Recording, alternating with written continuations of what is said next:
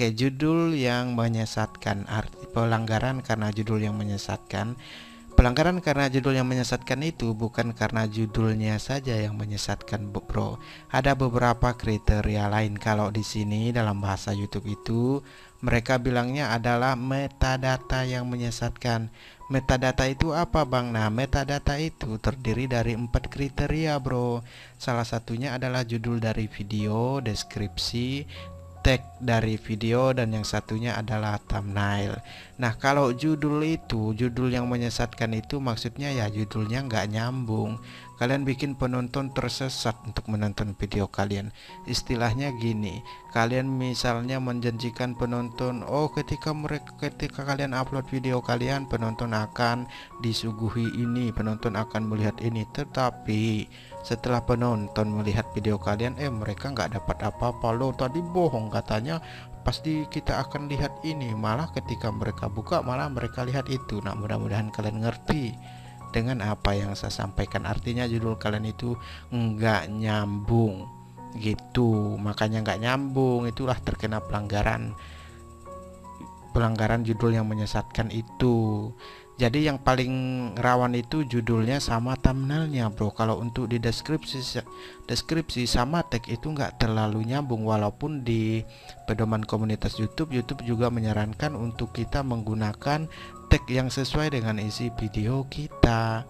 Ya, yang jelas kalau kalian tidak ingin terkena pelanggaran karena judul yang menyesatkan itu, yakinlah untuk membuat judul yang sesuai dengan isi video, thumbnailnya yang sesuai dengan isi video.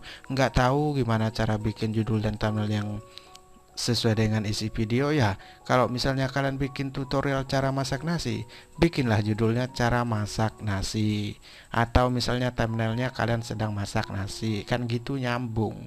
Kalau misalnya kalian bikin video cara masak nasi tapi judulnya kalian bikin cara masak nasi, bukan cara masak nasi ya, cara mancing, nah gitu kan nggak nyambung. Itu udah bikin penonton tersesat seperti itu untuk judul yang menyesatkan. Nah, itu aja, Bang, cuma metadata aja? Enggak hanya metadata, bro.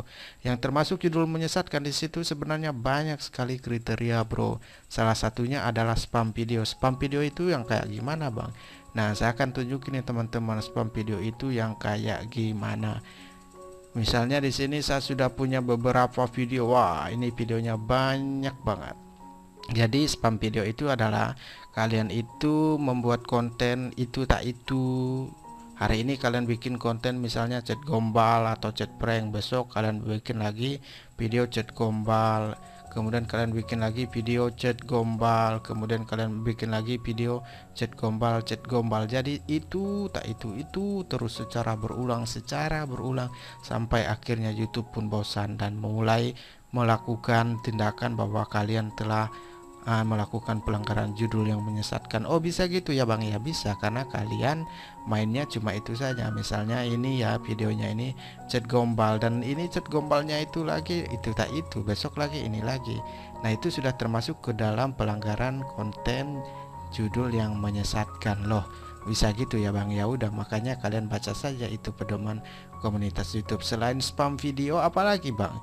Selain spam video, di sini teman-teman juga YouTube itu melarang kita untuk main support sub. Nah, ini mungkin banyak yang tahu nih ya. Kalau main support sub itu maksudnya adalah kita ngajakin orang, bro, aku udah nonton videomu nih, tolong dong like-nya, tolong dong subscribe-nya. Nanti kalau abang subscribe, ya saya akan subscribe balik abang ya, Bang. Oke, seperti itu. Nah, itu adalah mengajak orang lain untuk menonton video kita, dan YouTube nggak mau seperti itu. YouTube maunya itu kita main ori, main jujur, jangan ada yang seperti itu. Kalau kalian melakukan yang seperti itu, ya saya yakin channel kalian nggak akan bisa dimonetisasi seperti itu. Nah, selain kalian support sub itu tadi, yang terakhir yang ada juga kriteria lain. Nah, seperti ini adalah link, bro. YouTube itu melarang orang lain itu untuk memberikan link di komentar video YouTube. Kenapa sih sebenarnya YouTube larang? Karena gini, bro, Karena ketika ada komentar yang seperti ini udah termasuk ke dalam spam. Kalian lihat saja. Di sini adalah komentar yang sudah ditinjau oleh YouTube, sedangkan yang ini adalah yang perlu ditinjau. Kenapa ini perlu ditinjau? Karena ada kemungkinan ini masuk ke dalam spam. Artinya spam komentar. Spam komentar itu biasanya berbentuk link. Nah, biasanya yang seperti ini dilarang YouTube. Kenapa? Karena penonton yang seperti itu mengarahkan orang lain atau mengarahkan kita untuk menonton videonya. Bisa saja ini bukan link asli dari YouTube, bisa saja misalnya dari situs web. Nah, kalau misalnya dari situs web itu lebih parah lagi, karena YouTube di sini nggak mau gitu penontonnya itu keluar dari YouTube dan meninggalkan YouTube lalu tiba-tiba buka situs web lain yang diberikan oleh penonton lain yang memberikan link ini, dan itu dilarang oleh YouTube karena YouTube tidak ingin ada penontonnya yang membuka situs atau web lain.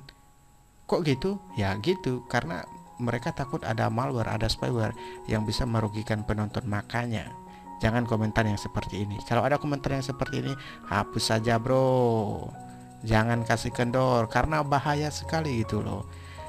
Nah, kemudian yang satu lagi selain spam komentar itu ada juga komentar yang berulang. Kalian lihat dong ini. Komentar yang berulang itu adalah komentar yang enggak jelas seperti ini. Di sini masuk dia nih, apa komennya gitu. Misalnya ini, Kang mohon bantuannya Kang. Dia mohon bantuannya tentang apa. Nah, ini juga termasuk ke dalam konten yang berulang yang tidak tertarget. Maksudnya apa? Ini kenapa masuk dalam spam? Karena memang videonya itu secara mengembalikan monetisasi YouTube, tapi di sini nggak dijelaskan gitu loh. Kang mohon bantuannya Kang, nggak jelas bantuan apa gitu, masuk dalam spam. Nah, seperti ini. Kesini karena dismonet awal tahun banyak yang kena dismonet. Ini kok masuk juga ya? Masuk ke dalam spam komentar ya? Kenapa coba? Ya sebenarnya saya ini di sini kurang tahu juga kenapa ini masuk ke dalam spam komentar, dan ini juga bisa termasuk ke dalam pelanggaran judul yang menyesatkan. Lah kok saya jadi curhat ya? Kemudian yang ini adalah makasih tutorialnya Kak, bagus banget Kak reviewnya, aku subscribe nih. Ini sebenarnya nggak boleh begitu, nggak boleh komen aku subscribe nih, seolah-olah YouTube mengindikasikan ada kata subscribe. Oh ini tadi ada kata dismonet, dan itu juga bisa masuk ke dalam pelanggaran judul yang menyesatkan. Seperti itu ya Bang? Iya, karena nggak boleh. Bang channel saya dari Mustafa Bro, kemudian diterima apa nanti dolar langsung masuk atau harus nunggu pin lagi Bang? Tolong dijawab Bang. Ya, ini termasuk dalam komentar berulang. Kenapa? Karena sudah banyak yang komentar seperti ini di video saya yang ini. Makanya ini langsung saja dia masukin ke spam komentar seperti itu untuk di review apakah saya boleh masukin komentar ini lagi atau tidak. Nah, seperti itu.